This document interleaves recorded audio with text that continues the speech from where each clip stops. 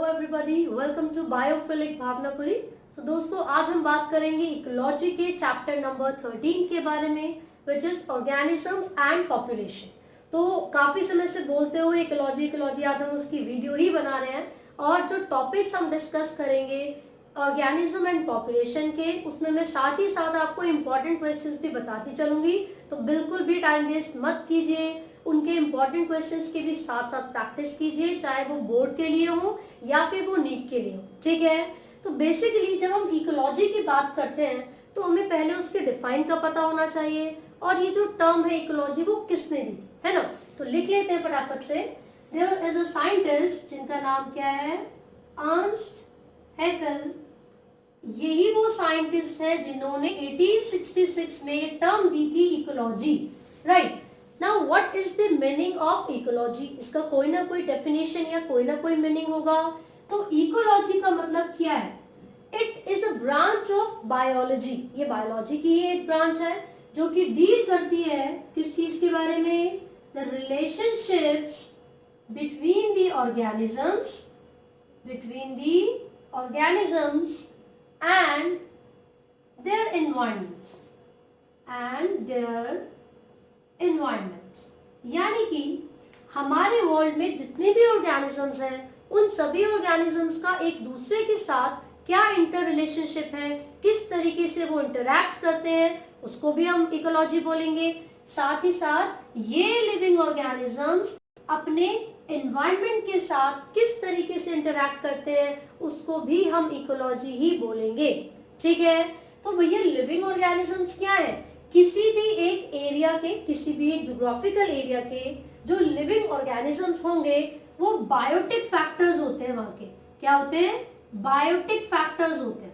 ठीक है, और जो नॉन लिविंग ऑर्गेनिजम्स होते हैं, बट जो नॉन लिविंग सब्सटेंसेस या फैक्टर्स होते हैं उनको हम बोलते हैं एबायोटिक फैक्टर्स। क्या बोलेंगे?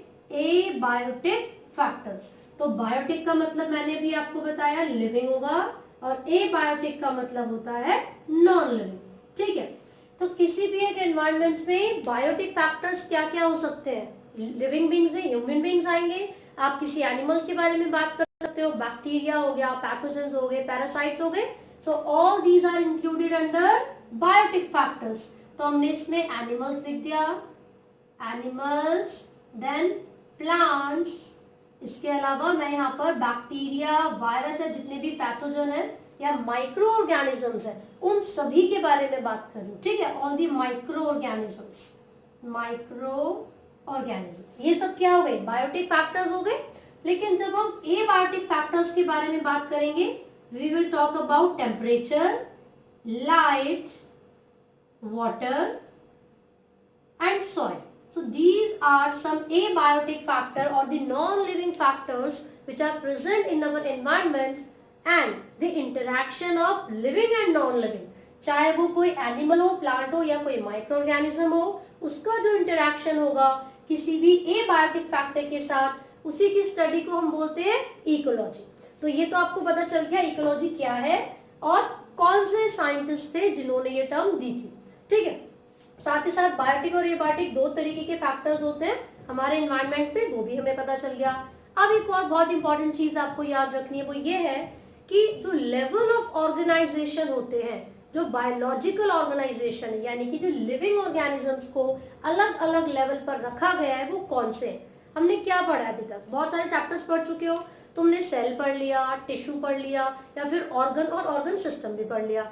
ठीक है, लेकिन इकोलॉजी एक ऐसी ब्रांच होती है साइंस की जिसमें हम हायर लेवल्स को भी स्टडी करेंगे, राइट। तो सबसे पहले हम कुछ लेवल्स के बारे में बात कर लेते हैं जिनको डिस्कस हम यहाँ पर करने वाले हैं। देखो, माइक्रो ऑर्गेनिजम्स या मैक्रो सेल्स जो थे उनसे बात करेंगे। स्टार्ट कर रहे हैं। माइक्रो या फिर जो मैक्रो ऑर्गेनिजम्स होंगे, they will form the cells की फॉर्मेशन होगी। एंड दीज सेल्स, ही क्या एग्रीगेट ऑफ सेल है, बहुत सारे लूजली पैक्ड सेल्स हैं, but when these cells will be tightly packed, will be arranged in a specific order, so they will form tissue बनता है, और यही टिश्यू आगे चल के क्या बना रहा था? ऑर्गन बना रहा था। देन ऑर्गन सिस्टम भी यहीं पर बन रहा था, यहीं पर मैंने लिख दिया ऑर्गन सिस्टम। अलग से लिखने की बजाय मैंने आपको समझाने के लिए यहीं पर लिख दिया है कि जो माइक्रो या मैक्रो सेल्स ऑर्गेनिजम्स होते हैं, they will form cells and these cells will further form tissues. Tissues आगे चल के organ and then organ system की फॉर्मेशन करेंगे। देन व्हाट हैपेंस नेक्स्ट, अब ये जो पूरा कंप्लीट ऑर्गेनिज्म यहाँ पर बना है, क्या बन गया पूरा complete organism. These organisms collectively in a specific region will form the population. ये ऑर्गेनिज्म किस चीज की फॉर्मेशन करेंगे एक साथ मिलकर, पॉपुलेशन की, and these populations form the community. किस चीज की फॉर्मेशन हो रही है, कम्युनिटी की, and then biomes, and then biomes. अब यहाँ पर जो लेवल ऑफ ऑर्गेनाइजेशन हमने पढ़े हैं, these all are the smaller level of organization, लेकिन यहाँ से लेकर जब पूरा आप कम्युनिटी की या बायोम की बात करते हो, so these are the higher levels of organization. Chapter का नाम क्या है, चैप्टर नंबर 13 का, organisms and population. That means we will be talking about these two aspects, these two factors, organisms and population. ये पूरा जो लेवल ऑफ ऑर्गेनाइजेशन आपको as it is याद करना है। इसमें कम्युनिटी का मतलब क्या था, जब बहुत सारी पॉपुलेशन एक साथ प्रेजेंट होती है वो उस एरिया की कम्युनिटी को फॉर्म करेंगी। लेकिन बायोम को कैसे डिफाइन करोगे, biome is the region where same type of vegetation occurs. एक ऐसा ज्योग्राफिकल एरिया जिसकी conditions more or less similar होती हैं थ्रू आउट द एरिया, और जहां पर एक ही तरीके की वेजिटेशन होगी। सो इस पर्टिकुलर रीजन को हम बोलेंगे बायोम्स। तो ये क्या फॉर्म करेगा आगे चल के, पूरा बायोस्फीयर फॉर्म करेगा, ठीक है। So these are the levels of organization that we need to learn. And now we will start the chapter organisms and population. So friends, in the beginning of the chapter you are given a graph, here it is. यहाँ पर अलग अलग regions आपको दिख रहे हैं। ये क्या है, दिस इज द डेजर्ट। ये आप याद रखेंगे तो ज्यादा बेटर है, क्योंकि आपको ABCD करके लेबल करके क्वेश्चन में दे देते हैं और फिर पूछेंगे कि ये रीजन क्या है, ये किसको रिप्रेजेंट करेगा, ठीक है। This is the desert, this is tropical rain forest, then this is temperate rain forest, now this one is coniferous forest, and this one is the grassland that I missed here, grassland, and last one is Arctic and alpine tundra, ठीक है। तो ये सारी labelling आपको याद रखनी है। These all are the biomes, ये सब क्या है, बायोम्स है। इसके अलावा किसी भी आप रेन फॉरेस्ट की बात कर लीजिए, डेजर्ट की बात कर लीजिए, वो सब भी क्या है, these all are also the examples of क्या, biomes. Along with this, even जो हमारा स्मॉल इंटेस्टाइन है, it also harbours a lot of bacteria, a lot of micro organisms. तो वो भी एक तरीके का ज्योग्राफिकल रीजन है उन माइक्रो ऑर्गेनिजम्स के लिए, ठीक है। तो मैंने आपको बायोम्स की डिफाइन पहले ही बताई थी, कोई भी एक ऐसा रीजन या एक ऐसा geographical area where same type of vegetation occur। अगर एल्पाइन टुंड्रा की बात करेंगे तो यहाँ पर हर जगह वेजिटेशन एक ही तरीके की होगी, सॉइल की या क्लाइमेटिक कंडीशन एक जैसी होती है, ठीक है।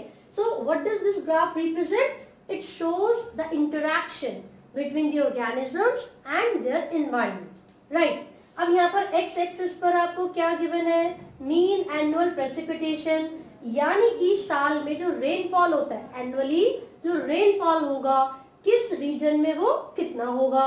Then here you are given with the temperature, तो ये सब जीरो लेवल से, यानी कि जीरो से भी कम लेवल से, 0 से 30 डिग्री सेल्सियस तक का टेम्परेचर आपको गिवन है। लेकिन मैं आपको बता दूं कि कुछ ऐसे भी ऑर्गेनिजम्स होते हैं, चलिए सब जीरो लेवल पे तो मिल ही रहे हैं, ठीक है, 100 डिग्री सेल्सियस तक भी सर्वाइव कर सकते हैं। And one of the most important examples is archaebacteria. जब मैं एबायोटिक फैक्टर्स को डिटेल में बताऊंगी, यानी कि टेम्परेचर को डिटेल में बताऊंगी, तब हम उसको डिस्कस करेंगे, है ना। तो ये ग्राफ करना क्या है, मैं इसका क्वेश्चन क्या पूछेंगे, एक तो ऑलरेडी मैंने आपको बता दिया, a part, what are biomes, define, चलो मैं फिर से बता देती हूँ, लिख देती हूँ, फिर आप बोलोगे डिफाइन नहीं बताई। बायोम्स एक बार लिख देते हैं जल्दी से, the geographical area, geographical area या areas where same type of vegetation occurs. Same type of vegetation occurs. And also you can write the geographical areas where same climatic conditions persist. ठीक है, अब बायोम का एक part पूछ लिया आपसे question में, दूसरा पूछेंगे ए या बी सी डी कुछ भी करके लिख के दे दिया, ग्रासलैंड को हटा के ए लिख दिया, ए क्या है लेबलिंग करो, है ना, ट्रॉपिकल रेन फॉरेस्ट को हटा के बी लिख दिया, बी क्या है लेबलिंग करो, दूसरा पार्ट ये हो जाएगा। थर्ड पार्ट आपसे ये पूछा जा सकता है कि ये जो कॉनिफेरस फॉरेस्ट है इसमें मीन एनुअल प्रेसिपिटेशन कितना होगा, जो कॉनिफेरस फॉरेस्ट है उसमें मीन एनुअल प्रेसिपिटेशन कितना होगा। तो क्या करना है मीन एनुअल में, भैया यहाँ से जरा मैच करके देख लो कहाँ जाके मिल रही है, 100 पे मिल रही है, ये कहाँ पे जाके मिल रही है 300 पे मिल रही है, तो 100 प्लस 300 अपॉन में 2 यानी कि 400 डिवाइडेड बाय 2, इसका मतलब 200 सेंटीमीटर कॉनिफेरस रेन फॉरेस्ट की मीन एनुअल प्रेसिपिटेशन होगी। फिर से बता देती हूँ, हमें लोअर लिमिट्स को और अपर लिमिट्स को ऐड करके 2 से डिवाइड करना है। जैसे एवरेज निकालते हो मीन निकालते हो तो सिंपल उसी तरीके से आपने बता दिया कि जो कॉनिफेरस फॉरेस्ट है यहाँ का जो मीन एनुअल प्रेसिपिटेशन होगा वो कितना है 200 सेंटीमीटर। यूनिट्स जरूर लगाए वरना आपके मार्क्स कट सकते हैं। ठीक है, अब ये तो हो गया प्रेसिपिटेशन की बात, कितनी बारिश हो रही है। Now if they ask you the mean annual temperature तो हम क्या करेंगे, for example Arctic and alpine tundra की बात कर रहे हैं तो यहाँ से देख लो 0 जा रहा है, -10 जा रहा है, तो 0 प्लस -10 अपॉन में 2, और प्लस माइनस माइनस हो जाएगा तो माइनस का 10 अपॉन में 2 यानी कि -5 डिग्री सेल्सियस। ये कहाँ का टेम्परेचर हमने निकाला है, आर्कटिक एंड अल्पाइन टुंड्रा का। So these types of questions could be asked, चाहे वो नीट की बात हो या फिर 12th बोर्ड की बात हो। ठीक है, तो ये अच्छे तरीके से ग्राफ आप पढ़ोगे, जो भी डाउट्स होंगे आप पूछ सकते हो। ठीक है, अब ये तो ग्राफ हो गया इंटरेक्शन का, मैंने ऑलरेडी आपको बायोटिक और एबायोटिक बता ही दिया था। क्या बताया था कि उसमें टेम्परेचर, लाइट, सॉइल या फिर वाटर आ जाएगा एबायोटिक में। बायोटिक में आप किसकी बात करोगे, you will talk about the living organisms, जैसे कि मैंने बताया कि वो कोई प्रेडेटर हो सकता है या उनके बीच में जो इंटरेक्शन होता है, कंपटीशन हो सकता है, पैरासिटिज्म हो सकता है। ठीक है, पैरासिटिज्म का मतलब क्या है, इसका मतलब ये है कि जब कोई एक लिविंग ऑर्गेनिज्म किसी दूसरे लिविंग ऑर्गेनिज्म की बॉडी के ऊपर चढ़ेगा या उसके अंदर चढ़ेगा और फूड लेगा, न्यूट्रिशन लेगा, तो वो पैरासिटिज्म होगा। लिविंग ऑर्गेनिज्म से ले रहा है तो होस्ट बोलेंगे उसको, है ना। अब कंपटीशन में तो दोनों को नुकसान हो सकता है, इसको हम डिटेल में पढ़ेंगे। फिलहाल आपको ये चीजें याद रखनी है जो मैंने बताई हैं। Along with this there is another definition which is niche. ये आप याद रखोगे that every organism has a functional role to play।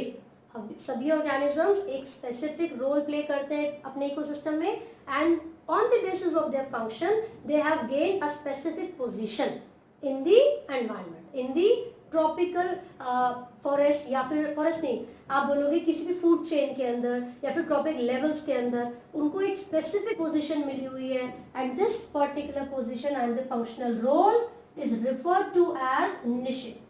Every organism has their functional role to play in the ecosystem, and on the basis of their role they are given a specific position या place in the tropical या tropic level. So this is all.